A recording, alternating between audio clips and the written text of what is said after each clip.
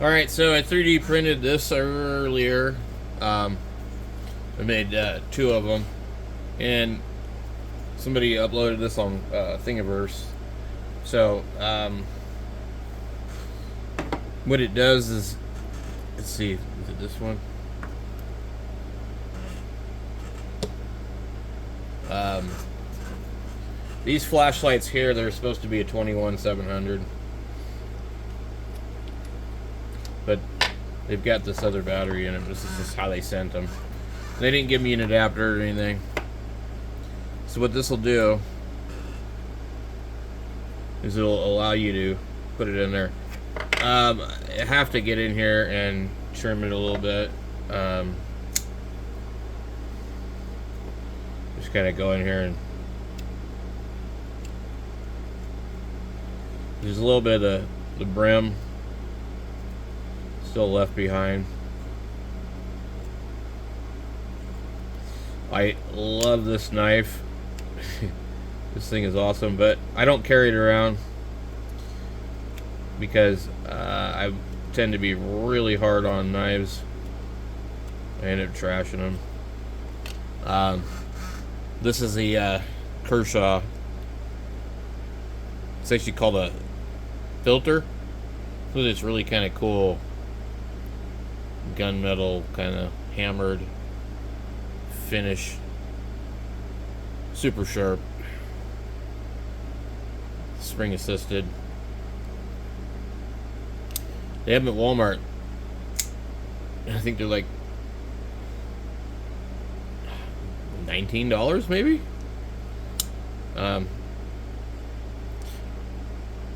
It's called the filter though, and they usually have it there. Here's another really interesting one.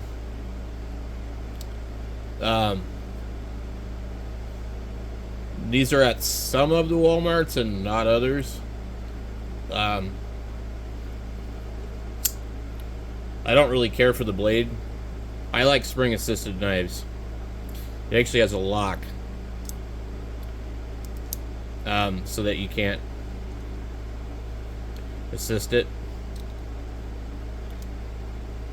which is like really cool. This kind of doesn't want to move well, but it's heavy, and the quality of the blade actually looks really nice. I've had problems with this part on a lot of them. You get screwed up after a while, and the blade gets stuck. I think this was like literally like $11 or $12 at Walmart. So I just thought I would mention that since I had them laying out. The one that I use all the time though is this one. It's all stainless steel. It's a mossy oak or whatever. It's not spring assisted. It has like a seatbelt cutter and a glass breaker, and they have these at Tractor Supply. Yeah, mossy oak. It's a Tonto blade, whatever you call it. You know, it's just for me, like it's got a finish on it where I don't really have to worry about it as much. It's not painted or anything. This one here actually, believe it or not, is supposed to be titanium coated. So you know you'll scratch that off. It's just gonna happen. So this is just something that I bought, and I keep it in the drawer for when I need a knife. This one here actually was going to carry it around. I don't think I've ever really carried it, but somehow the paint has come off the clip. It's a sign of cheapness. So I prefer they don't paint things, you know. This is stainless steel. It's not painted anywhere as far as I'm aware of. And so it's not going to end up looking funny. So it'd be nice to see some stainless steel flashlights actually. So here we go with this. I think I got it pretty good. So it really doesn't take much. And so now our battery isn't going to sit there and float around in here. So I thought that was pretty damn cool. I don't remember the guy that posted it on there, but I definitely appreciate it. Now these lights here, I really like them, but they feel too light. I'm wondering if maybe they're not actually made out of metal. I'm not sure why they would be so light. If I had a scale here, I'm not sure.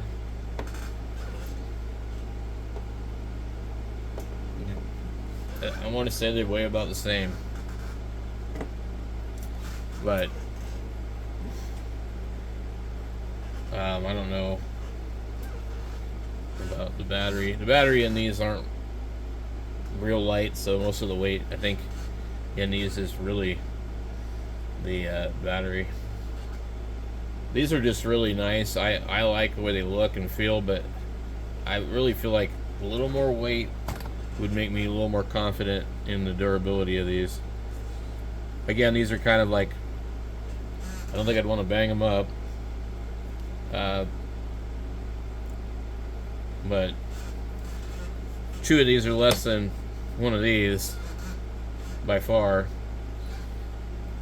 I just wish that like these other companies would make a zooming flashlight with the Anduril 2 interface. I don't like fixed lenses. Sorry. I don't care what's wrong with these. Everybody on these Reddit and budget flashlight forums, they just talk trash. It's like, I don't want a floody, fuzzy beam. I don't want that. This isn't what I want. I want this, where the edges are crisp, maybe a little chromatic abrasion, and I want to be able to do that. And if I can't do that with a flashlight, it ain't worth shit to me. These are cool, but they ain't worth shit. What am I going to do with that? What if I want to light something up without lighting up everything else? It's impossible. You can't do it. You need to be able to zoom it in or out. And what's so ignorant about it is, let's use the analogy of telescopes, okay? If you look through a tube at the moon versus you look through a tube with a lens on the end of it and you focus that lens, which one's going to allow you to see the moon better? Obviously the one with the lens. So which one of these is going to allow you to focus the light better and project the light further? The one with the lens. And these guys have this argument, well, you don't get all the light through the lens and it's going to waste light and it's going to do this and it's going to do that. And it changes the way the LED was intended to work. Bullshit. Bullshit, bullshit, bullshit. Even if all those things are true, you still can't shine as far with this without a lens. Period. The same LED, with or without a lens, it's going to go further with the lens. Period. I don't care. I mean, I just don't know why they just sit there going on and on and on about all this crap about these lights are inferior. No, what it really boils down to is there's just not a quality company that makes a good zoom light. So we're stuck buying crap like this. These companies don't want to make one because it costs them more money to make one.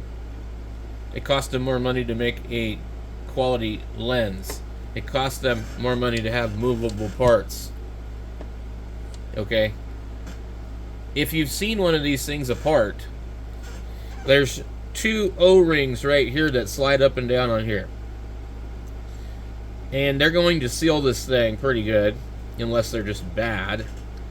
And then there's going to be another O-ring here near the glass. Now, I don't know that that's probably the weakest point. But This little cover here, you know, that's on most of your flashlights, these ones, is going to be the weakest point on any of these lights, probably. So, people complaining, oh, they're going to get dirt inside of them, they're going to do this, they're going to do that. They literally will suction the water into it if you adjust it in the rain and all this. It's like, it's just nonsense. Like, if you're sitting here with underneath the downpour of a downspout, letting this thing get soaked, and you go like this, yeah, it's probably going to do something weird. So, maybe these are a little more waterproof. But you're sacrificing the ability to focus the beam. So, I'm not buying that argument. And I don't know. I'm not. I think what it is like, it's kind of the mentality. Well, I heard this, I read this, and everybody else said it, so it must be true. You know. And these people just hear something and they go around and they say the same thing everywhere they go, and they don't even know. They're just hearing things that they like the way it sounds, and they just keep repeating the same thing over and over and over and over. They have not tried any of these lights. They haven't tried all these things. They haven't even tested them or, you know, had any way to really say that this one is good or this one's bad. It's like the telescope guys and their parabolic versus spherical mirror arguments. You know, there's a little bit of truth to it. It depends on what kind of scale we're talking about. But the average person's not going to notice. And, you know, you have to be pretty serious into telescopes before you even worry about in a Dobsonian, you know, that type of stuff. But it's silly to think that one of these lights without a proper dish and a proper lens is going to outperform the zoom lens flashlight. It's just silly.